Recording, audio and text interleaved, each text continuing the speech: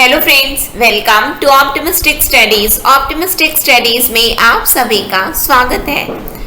हमने स्टार्ट किया था एजुकेशनल साइकोलॉजी में शैक्षिक मनोविज्ञान के अंतर्गत हमने स्टार्ट किया था स्किनर के अधिगम सिद्धांत को, स्किनर्स लर्निंग थ्योरी, और जिसका हमने इंट्रोडक्शन पार्ट देख लिया था।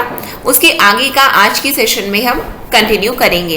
तो सेशन स्टार्ट करने से पहले यदि आप चैनल में पहली बार आए हैं तो चैनल को सब्सक्राइब कर लीजिए, साथ में बेल नोटिफिकेशन को ऑन रखिए जिससे हम जो भी वीडियो डालें तो आप तक पहुंचती रहे।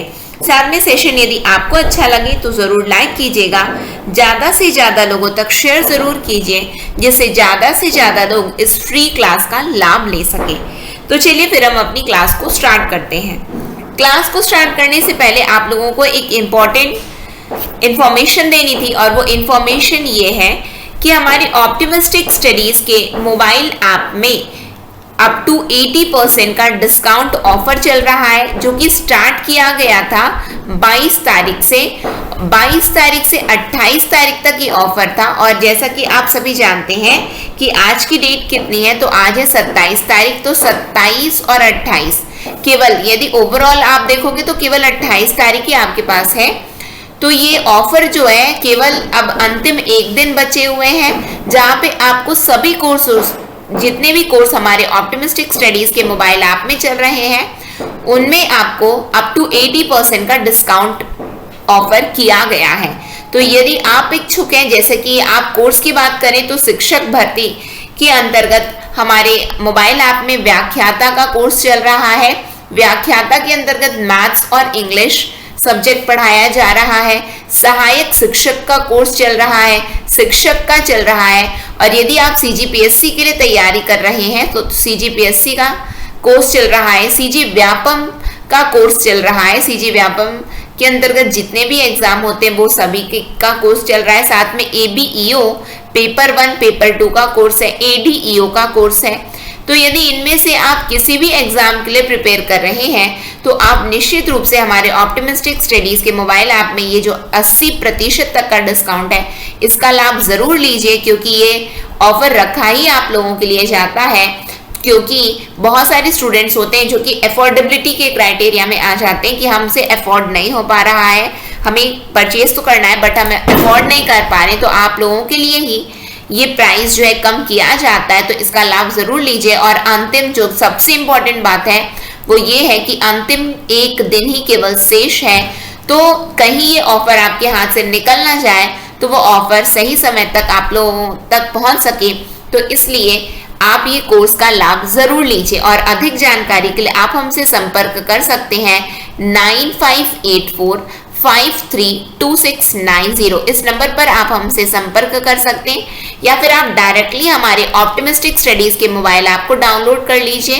प्ले स्टोर से भी डाउनलोड कर सकते हैं। साथ ही साथ इस वीडियो के डिस्क्रिप्शन बॉक्स में और कमेंट सेक्शन में लिंक है, तो वहां से भी आप हमारे ऑप्टिमिस्टिक स्टडीज के मोबाइल ऐप को डाउनलोड करके ये सभी कोर्स में आप अपनी एनरोलमेंट करवा सकते हैं, जिस भी कोर्स के लिए आप तैयारी कर रहे हैं वो।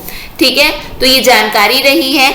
तो चलिए हम आ जाते हैं अपनी टॉपिक पे, जो है हम देखने जा रहे हैं स्किनर का क्रिया प्रसूत अनुबंधन का सिद्धांत। ठीक है, थ्योरी ऑफ ऑपरेंट कंडीशनिंग, नैमित्तिक अनुबंधन। यहाँ पे जो आपको याद रखना है, जो सबसे ज्यादा इंपॉर्टेंट है, जो आपके एग्जाम में पूछा जाता है, वो ये है कि स्किनर के सिद्धांत, स्किनर के अधिगम के सिद्धांत का नाम क्या है। तो क्या नाम है? क्रिया प्रसूत अनुबंधन का सिद्धांत, थ्योरी ऑफ ऑपरेंट कंडीशनिंग। यही ऑपरेंट कंडीशनिंग कहलाती है नैमित्तिक अनुबंधन, इंस्ट्रूमेंटल कंडीशनिंग। बहुत इंपॉर्टेंट है, जो कि अक्सर एग्जाम में पूछा गया है।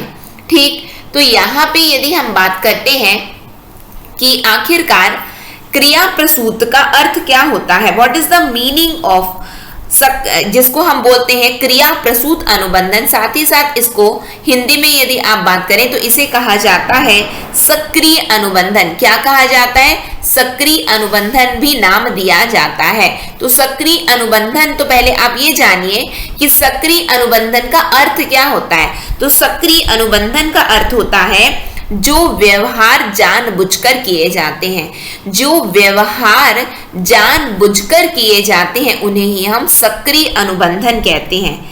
क्या कहते हैं? सक्रिय अनुबंधन कहते हैं। ठीक, याद रहेगा, जो व्यवहार हम जानबूझकर करते हैं उसे हम सक्रिय अनुबंधन कहते हैं। ठीक, ये चीज आप लोगों को याद होनी चाहिए। फिर इसको इंस्ट्रूमेंटल कंडीशनिंग क्यों कहा, नैमित्तिक अनुबंधन क्यों कहा गया है? क्योंकि इसमें इंस्ट्रूमेंट का यूज किया जाता है, इंस्ट्रूमेंट का यूज किया जाता है, जिसकी वजह से यहाँ पे किसी यानी कि किसी कारण से नैमित्तिक किसी के यदि हम बात करें कि कोई रेनफोर्समेंट हो रहा है, कोई पुनर्बलन है, कोई इंस्ट्रूमेंट है, उसकी वजह से ये कंडीशनिंग हो रही है, तो इसलिए इस थ्योरी का नाम दे दिया गया इंस्ट्रूमेंटल कंडीशनिंग, नैमित्तिक अनुबंधन। ये हमने इंट्रोडक्टरी पार्ट अपने प्रीवियस सेशन में देखा हुआ था।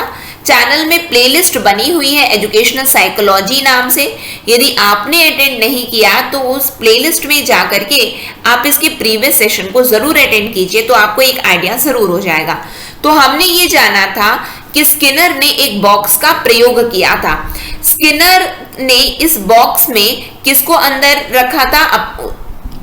यानी कि जैसे कि हमने पावलोव का लर्निंग थ्योरी डिस्कस किया, हमने थॉर्नडाइक की लर्निंग थ्योरी को डिस्कस किया था, जिसमें हमने देखा था कि अच्छा उसमें कैट था, उसमें डॉग था, लेकिन स्किनर ने किसका यूज किया था? तो स्किनर ने रैट का यूज किया था। किसका यूज किया था? रैट का यूज किया था।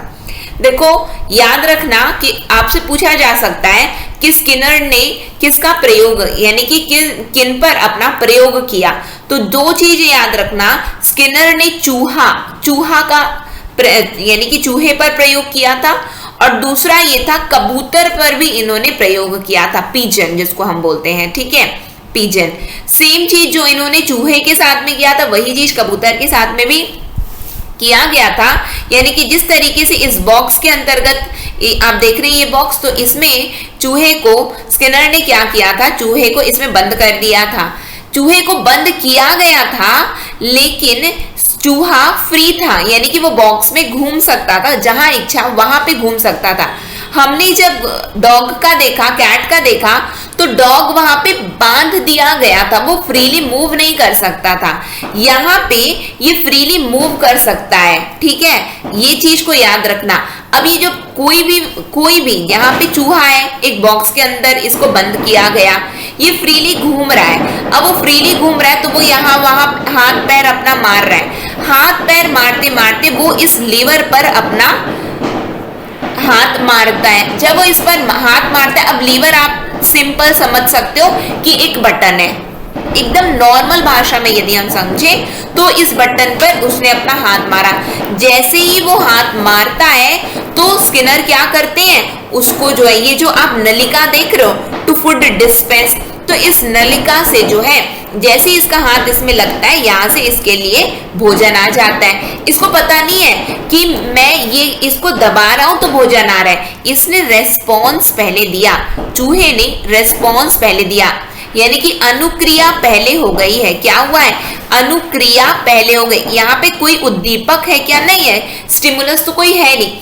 इससे पहले हमने जो डिस्कस किया था पावलोव और थॉर्नडाइक का, तो उसमें स्टिमुलस था, उद्दीपक की वजह से अनुक्रिया हो रहा था, लेकिन स्किनर के प्रयोग में उद्दीपक तो है ही नहीं, इसको तो पता ही नहीं है कि ये दबने से भोजन आता है। इसको तो ये तो हाथ पैर मार रहा है, क्यों? क्योंकि ये फ्रीली मूव कर रहा है, फ्रीली मूव कर रहा है। इसने जब ये इसमें हाथ मारता था तो यहाँ से स्किनर क्या करते थे? भोजन देते थे। तो इसीलिए यदि हम इनके स्किनर के प्रयोग की बात करें तो स्किनर के प्रयोग में उद्दीपक नहीं होता है, उद्दीपक की वजह से अनुक्रिया नहीं होती, बल्कि पहले अनुक्रिया हुई है। याद रखिएगा, पहले अनुक्रिया हुई है, पहले रेस्पॉन्स हुआ है, पहले रेस्पॉन्स हुआ है। अब देखो, जब रेस्पॉन्स हो गया तो इसको क्या पता चलता है? चूहे को ये पता चलता है कि मैं रेस्पॉन्स किया। अब वो रेस्पॉन्स करने पे इसको ये पता है, अरे यहाँ से तो भोजन आ रहा है। जब भोजन आ रहा है तो उसको क्या होता है? वो भोजन इसके लिए पुनर्बलन का काम करता है। क्या काम करता है? पुनर्बलन का काम करता है, यानी कि रीइंफोर्समेंट का काम करता है ये भोजन। ठीक, जब ये रीएनफोर्समेंट का काम करता है तो पुनर्बलन, अच्छा मैं इसको दबा रहा हूं ना तो भोजन आ रहा है, तो वो क्या करेगा, तो वो बार बार दबाएगा। जब वो बार बार दबाएगा यानी कि वो क्या करने लगा, पुनरावृत्ति करने लग गया है। क्या करने लग गया है, पुनरावृत्ति, यानी कि रिपीटेशन अब होने लग गया है। क्या होने लगा है, रिपीटेशन होने लग गया है। जब रिपीटेशन वो बार बार पुनरावृत्ति करता जा रहा है तो परिणाम स्वरूप अब ये क्या हो रहा है, यहाँ पे एक साधन पर डिपेंड हो गया है कि अच्छा मैं ये दबाता हूं, भोजन आता है, बार बार दबाया बार बार भोजन आया, बार बार दबाया बार बार भोजन आया, यानी कि यहाँ पे एक साधन पर ये डिपेंड हो गया। तो हम यहाँ पे बोलेंगे कि ये क्या हो रहा है, साधन अनुबंधन हो रहा है। क्या हो रहा है, साधन अनुबंधन। साधन अनुबंधन मतलब कि यहाँ पे इंस्ट्रक्शनल कंडीशनिंग हो रही है। क्या हो रही है, इंस्ट्रक्शनल कंडीशनिंग यहाँ पे हो रही है। और ये स्किनर के प्रयोग के अंतर्गत ये इसको आपको ये याद रखना है कि पहले अनुक्रिया हुई, फिर उसके बाद में वो अनुक्रिया पुनर्बलन का कारण बनी, पुनर्बलन की वजह से पुनरावृत्ति हुई, यहाँ पे साधन अनुबंधन हो रहा है, यानी कि इंस्ट्रक्शनल कंडीशनिंग या फिर इन शॉर्ट आप क्या बोलोगे, वही इंस्ट्रक्शनल कंडीशनिंग क्या है, इंस्ट्रूमेंटल कंडीशनिंग है, नैमित्तिक अनुबंधन है। यानी कि यहाँ पे क्या हो रहा है कि यहाँ पे ये इसको पता चल गया चूहे को कि ये करने से ये चीज होता है, इसको भोजन दिख नहीं रहा है कि वो, जैसे कि हमने क्या देखा था कि कुत्ते का लार स्त्राव कब हो रहा था, जब उसको ये, जब वो देख रहा था ना अच्छा भोजन, यानी कि वहां पे हमने जब कुत्ते का हमने देखा था, ठीक है, हमने थॉर्नडाइक को डिस्कस किया, हमने पावलोव को डिस्कस किया। अब वो चीज यदि आपको याद नहीं आ रहा है तो प्रीवियस सेशंस को देखिए तो आप लोगों को समझ में आ जाएगा, हमने ये सभी चीजें देखी हुई हैं। अब यहाँ पे बात आती है कि स्किनर ने ये जो बॉक्स का यूज किया है, ये बॉक्स को क्या बोला जाता है, स्किनर ने ये बॉक्स का कोई नाम नहीं दिया था। याद रखिएगा, स्किनर ने इस बॉक्स का कोई नाम नहीं दिया। तो फिर इस बॉक्स को का नामकरण किसने किया, तो स्किनर के अनुयायियों ने किया, यानी कि जो स्किनर के इस थॉट को मानते थे कि हाँ जो स्किनर कर रहे हैं वो सही है, तो इनके जो अनुयायी आए हैं तो रैट पर इन्होंने जो प्रयोग, जो रैट के लिए जो बॉक्स का प्रयोग स्किनर ने किया था तो उसको बोला गया है स्किनर बॉक्स। ठीक, क्या बोला गया, स्किनर बॉक्स बोला गया।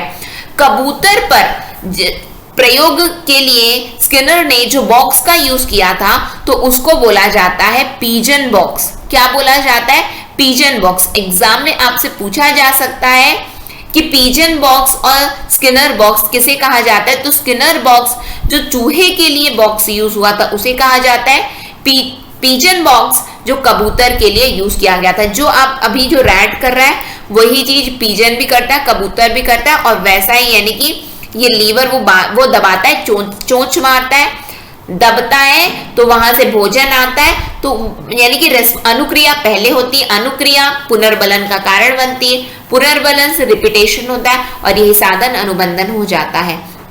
ठीक है, साधन अनुबंधन यानी कि आप instrumental conditioning, instructional conditioning, instrumental यदि हम बोले तो वो ज्यादा अच्छा है, साधन है ये एक, तो इंस्ट्रूमेंटल कंडीशनिंग हो रही है। ठीक है, इंस्ट्रूमेंटल कंडीशनिंग।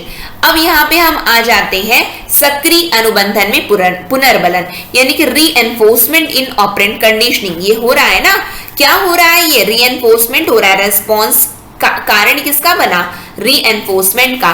तो ये ऑपरेंट, ये सक्रिय अनुबंधन में पुनर्बलन है क्या, तो पुनर्बलन क्या होता है, तो पुनर्बलन नेगेटिव, पॉजिटिव भी होता है और नेगेटिव भी होता है। क्या क्या होता है, पॉजिटिव भी होता है और नेगेटिव भी होता है, ये चीज को याद रखिएगा।